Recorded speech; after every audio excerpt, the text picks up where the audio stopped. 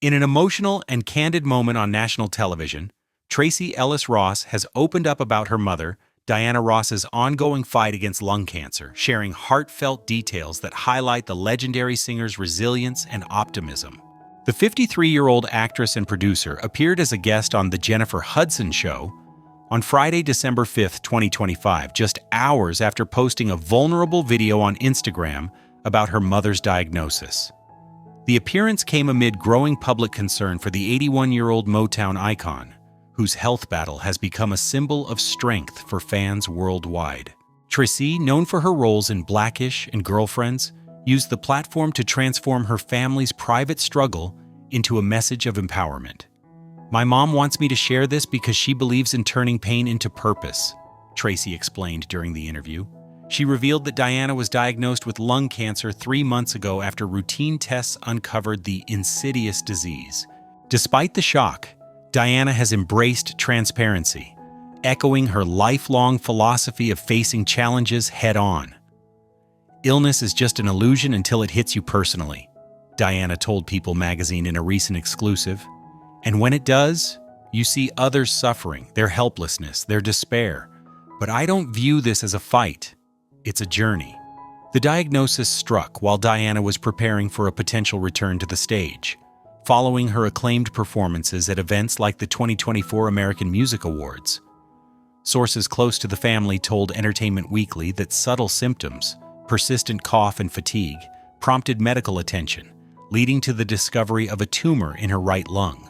Lung cancer, the leading cause of cancer deaths in the U.S., according to the American Cancer Society, affects over 230,000 Americans annually, with smoking history often a factor.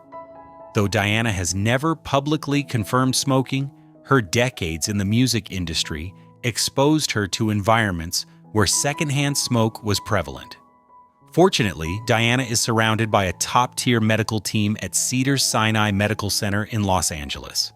Her treatment regimen combines cutting-edge immunotherapy, a targeted approach that boosts the body's immune system to attack cancer cells, with traditional chemotherapy. "These sessions are intense. They last 5 hours," Diana shared with People. "I'm in a room with others going through similar or worse ordeals, sometimes far more tragic. It's humbling." Despite side effects like hair thinning and nausea, she reports handling the process well, crediting her positive mindset. "I'm upbeat and certain things will be fine," she added. The family acknowledges the gravity. A major surgery looms in January 2026 to remove part of the affected lung, a procedure known as a lobectomy. "If everything goes smoothly and the tumor shrinks further, Mom will have the operation early next month," Tracee disclosed on the show.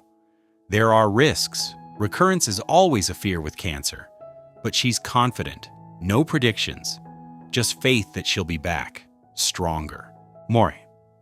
This optimism stems from Diana's storied life, rising from Detroit's Brewster Douglas housing projects to global stardom with the Supremes, solo hits like Ain't No Mountain High Enough, and an Oscar-nominated role in Lady Sings the Blues. Her net worth, estimated at $250 million, reflects a career spanning 6 decades, including fashion lines and philanthropy. Tracee's appearance was no coincidence. Diana specifically asked her to speak publicly. "I want to say I've been battling lung cancer for 3 months," Tracee relayed her mother's words. "Beyond my story, there are important messages. Get screened early, stay positive, and support those around you." Diana, a mother of 5 and grandmother, draws strength from her loved ones.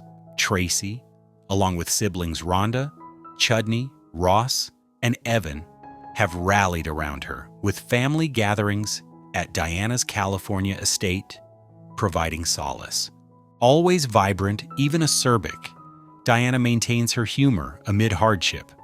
On the set of The View in early November, where she guest hosted, she quipped about health stigmas. "It bothers people, I know, but face it, that's life."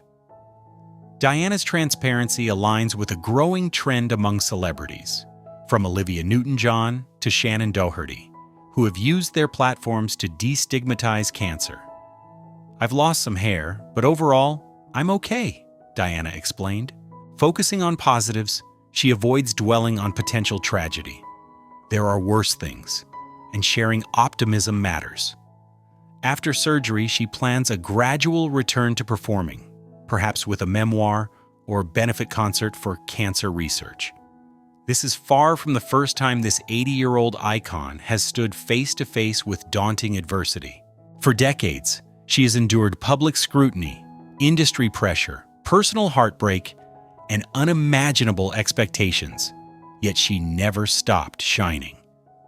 Let's look back at Diana Ross's remarkable life journey, from the uphill battles of breaking barriers as a young Black woman at Motown, to the painful personal transitions that shaped her career, and the relentless pursuit of excellence that ultimately forged the global legend the world celebrates today. On March 26, 1944, a baby girl was born in Detroit, Michigan, to Ernestine and Fred Ross. Her mother wanted to name her Diane. But when the birth certificate was filed, there was a typo. The clerk wrote Diana instead. For the rest of her life, Diana's family and Detroit friends would call her Diane. But to the world, she would be Diana Ross, a woman whose very name was a mistake, living with an identity that was never quite right from birth. Diana was the second of 6 children born to Fred and Ernestine Ross. Fred worked as a factory worker and served in the U.S. Army. Ernestine worked as a domestic worker for wealthy families in the Grosse Pointe suburbs and also taught in the Head Start program. They lived at 635 Belmont Street in the North End section of Detroit near Highland Park. Money was tight, always tight. 6 children on a factory worker's salary in 1940s Detroit meant hand-me-down clothes, shared bedrooms, and meals where everyone didn't always get enough. But young Diana felt protected. Despite the poverty, despite the struggle, her tight-knit family gave her a sense of safety. Her mother sang in the Baptist church choir and introduced Diana to R&B music through a cousin. Diana sang in the Bessemer Baptist church choir. She played baseball. She took tap dance and majorette lessons at the Brewster Center. And then when Diana was 7 years old, everything fell apart. In 1951, Ernestine Ross contracted tuberculosis. The disease, a bacterial infection that attacks the lungs, was still a major killer in the 1950s. Ernestine became seriously ill, coughing, weak, feverish, spitting up blood. There was no cure yet. Antibiotics for TB wouldn't become widely available until the mid-1950s. The only treatment was isolation, rest, and hope. Fred Ross made a devastating decision. He had to send his children away. Ernestine needed to focus on surviving, and 6 children running around a small house would only make her sicker. So Fred packed up Diana, her siblings Arthur, Fred Jr., Wilbert, Chico, Barbara, and Rita, and sent them to live with relatives in Bessemer, Alabama. Diana was 7 years old enough to understand that her mother was very sick, old enough to wonder if she would ever see her again, old enough to feel the terror of being sent away from home. For Diana, that trip to Alabama became more than just a separation from her sick mother. It became her first encounter with the brutal reality of racism in the Jim Crow South. On the bus ride from Detroit to Alabama, Diana and her siblings sat wherever they wanted, as they did in the North. But when the bus crossed into Cincinnati, the demarcation between North and South, a bus driver ordered them to move to the back. The Ross children were forced to change seats and move to the back of the bus at Cincinnati, the records state. Diana, just 7 years old, had to walk to the back of the bus because of the color of her skin. It was her introduction to a world that saw her as less than, simply because she was Black. In Alabama, Diana and her siblings stayed with their maternal grandparents, Reverend William Moten, pastor of Bessemer Baptist Church, and his wife, Isabella. The Motens had a dozen children of their own, and the house was crowded, but they took in their daughter's children and cared for them while Ernestine fought for her life back in Detroit. Diana sang in her grandfather's church. She performed for the congregation. And in those performances, she discovered something. When she sang, people listened. When she sang, she mattered. When she sang, she wasn't just a poor black girl from Detroit. She was somebody. Eventually, after months of treatment and recovery, Ernestine survived. The Ross children returned to Detroit. The family was reunited. But the trauma of that separation, watching her mother nearly die, being sent away, experiencing Jim Crow racism for the first time, left marks on young Diana that would never fully fade. In 1958, on Diana's 14th birthday, the Ross family moved to the Brewster Douglas housing projects on St. Antoine Street. The projects were originally built as low-income housing, but by the late 1950s, they had become synonymous with poverty, crime, and struggle. The Brewster Douglas projects were Detroit's first federally funded public housing development, but they'd become overcrowded and neglected, one historian noted. This was where Diana spent her teenage years. This was the environment that shaped her. But here's the remarkable thing. The Brewster Douglas projects also produced an extraordinary number of Motown legends. Diana's neighbor on Belmont Street had been Smokey Robinson.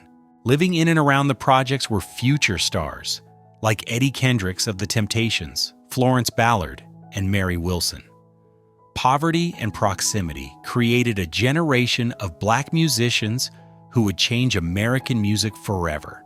They sang on street corners. They harmonized in hallways. They dreamed together because dreaming was free. Diana attended Cass Technical High School, a prestigious four-year college preparatory magnet school in downtown Detroit. She studied clothing design, millinery, pattern making, and tailoring, dreaming of becoming a fashion designer. She took modeling and cosmetology classes in the evenings and on weekends. She joined the swim team and participated in extracurricular activities.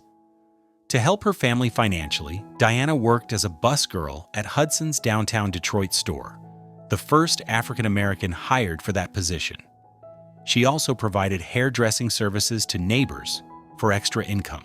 Diana was ambitious, driven, working multiple jobs while attending school full-time. But her real dream wasn't fashion design. It was music. In 1959, 15-year-old Diana was invited to join a girl group called the Primettes, a sister group to the Primes, who would later become the Temptations. The group included Florence Ballard, Mary Wilson, and Betty McGlown, later replaced by Barbara Martin. They performed at local venues, talent shows, anywhere that would have them. In 1960, they won the Emancipation Celebration Talent Show in Windsor, Ontario. Smokey Robinson, Diana's childhood neighbor, brought the Primettes to audition for Motown Records. Berry Gordy, Motown's founder, told them to finish high school first, so they did. Diana graduated from Cass Tech in January 1962. Shortly after, the Primettes signed with Motown and changed their name to The Supremes. For 2 years, the Supremes released single after single that went nowhere. They were nicknamed the No-Hit Supremes around the Motown offices. Other acts were succeeding, but not them. And then, in 1964, everything changed. Where Did Our Love Go? Was released, and it became a massive hit, selling over 1 million copies and topping the charts for months. It was followed by an unprecedented string of #1 hits: Baby Love, Come See About Me, Stop, In the Name of Love, Back in My Arms Again, I Hear a Symphony. By 1967, Berry Gordy changed the group's name to Diana Ross and the Supremes, signaling that Diana was the star. She was the lead singer, the face of the group, the one Gordy was grooming for superstardom. But behind the glamorous performances and hit records, Diana was living a secret that would define the rest of her life. Berry Gordy was more than just Diana's boss. He was her mentor, her Svengali, and eventually, the love of her life. Their relationship began around 1965 after Gordy divorced his wife. He was madly in love with Diana, as he later admitted to Rolling Stone. and Diana loved him back. But they kept the relationship secret. Gordy was the head of Motown, Diana was his biggest star, and an open relationship between them could complicate business. So they hid it. They met privately. They kept their affair quiet. And Diana waited for Gordy to propose. He never did. "I was madly in love with her," Gordy later admitted in interviews. But love apparently wasn't enough for marriage. Maybe Gordy was afraid of how it would look. Maybe he didn't want to mix business and personal commitment. Maybe he just didn't want to get married. Whatever the reason, when Diana became pregnant in 1970, Gordy still wouldn't marry her. So Diana did what many women in her position did. She found someone who would. In January 1971, 2 months after learning she was pregnant, Diana married Robert Ellis Silberstein, her manager and a music business executive. Think about that. Diana Ross, one of the biggest stars in the world, carrying Berry Gordy's baby, marrying another man to avoid scandal, and Silberstein, a Jewish-American man, agreeing to raise another man's child as his own. On August 14, 1971, Rhonda Suzanne Silberstein was born. Publicly, she was Robert's daughter. Privately, everyone in the family, Diana, Gordy, Silberstein, knew the truth. "He knew I wasn't his when my mother was pregnant," Rhonda would later say about Silberstein. For 13 years, Diana and Robert raised Rhonda as their daughter. They had 2 more children together, Tracee Joy, 1972, and Chudney Lane, 1975. They were a family, or at least they appeared to be. Berry Gordy remained deeply involved in Diana's career. He produced her films, Lady Sings the Blues, Mahogany, The Wiz. He went on family vacations with them. The children called him Uncle Berry or Uncle BB. But Rhonda began to notice something strange as she grew older. "I looked just like Gordy, and my sisters looked just like their father, a 6-foot-tall Jewish-American man," Rhonda later explained. At age 12, Rhonda started asking questions. Why wasn't she getting taller like her sisters? Why did she look so different? Why did strangers on the street tell her she looked exactly like Berry Gordy? When Rhonda was 13, Diana finally sat her down and told her the truth. The man she thought was her father, the man who had raised her for 13 years, wasn't her biological father. And the man she'd been calling Uncle Berry her whole life, he was her real father. "Finding out who I really was came as a relief," Rhonda later said. "I'd meet fans on the street who'd say, 'Oh child, we knew you were Berry Gordy's daughter. You look just like him.' But imagine being 13 years old and learning that your entire identity has been a lie, that the man you called dad isn't your father, that the man you called uncle is actually your father, that your whole family has been lying to you for your entire life." Diana later admitted on Oprah that the deception had been necessary. But necessary for whom? For Rhonda? Or for Diana's image? The strain of this secret love triangle destroyed Diana's marriage to Silberstein. "The pressure of his trying to overcome Berry's importance in my life was too much," Diana admitted. "Berry was too demanding. I was too confused. It was a messy triangle." In March 1977, after 6 years of marriage, Diana and Robert divorced. Silberstein, to his credit, remained close to Rhonda and continued to be a father figure in her life. But the damage was done. In 1985, Diana met Arne Næss Jr., a Norwegian shipping magnate and mountain climber. He was wealthy, adventurous, and from a completely different world than the Motown scene Diana had lived in for decades. They married in October 1985. Diana became stepmother to Næss's 3 children from previous relationships, Katinka, Christopher, and folk singer Leona Næss. Together, Diana and Arne had 2 sons, Ross Arne, 1987, and Evan Olaf, 1988.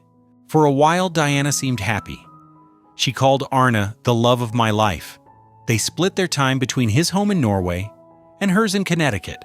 They raised their blended family together. But in 2000, after 15 years of marriage, the relationship ended. Press reports revealed that Ness had fathered a child with another woman in Norway. Diana filed for divorce. Once again, Diana's marriage had fallen apart. Once again, infidelity was involved. Once again, she was alone. And then, tragedy struck. On January 13, 2004, Arne Ness Jr. was climbing Groot Drakenstein, also known as Franschhoek Peak, in South Africa. It's a challenging climb, reaching 6,580 feet above sea level. Ness was an experienced mountaineer. He had led the first Norwegian expedition to Mount Everest and climbed peaks all over the world. But on that day, something went wrong. Arne Ness Jr. fell to his death. He was 66 years old. Diana was devastated. Despite their divorce, she still called him the love of her life. They had maintained a relationship, co-parenting their sons, staying connected. And now he was gone. Not from illness or old age, but from a sudden, violent accident. Diana had to tell her sons, Ross, 16, and Evan, 15, that their father was dead. She had to bury the man she loved. She had to move forward knowing that she would never have the chance to reconcile, to fix what had been broken, to find their way back to each other. In May 2002, Diana appeared on Barbara Walters' Mother's Day special with all 5 of her children. Shortly after that appearance, something happened that forced Diana to confront a problem she'd been hiding for years. Friends and family began to notice a burgeoning alcohol problem, the records state.